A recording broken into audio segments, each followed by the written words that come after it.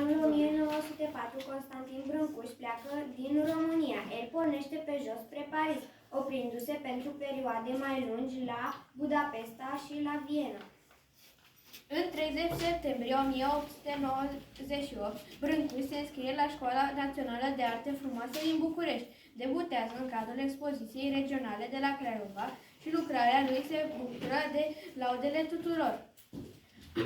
Brâncuș îl cunoaște pe Modigliani, celebrul pictor și sculptor italian, care îl devine prieten și îl realizează câteva portrete.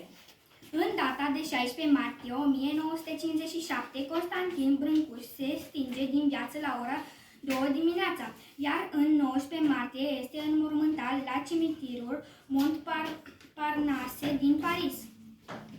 În 1909, Brâncuș sculptează în lemn primele coloane, ceea ce va fi un antrenament pentru ceea ce urma să fie cea mai importantă realizare artistică a sa, Coloana Infinitului. Singurul monument public pe care îl realizează sculptorul este bustul generalului medic Carol Davila, la Spitalul Militar din București.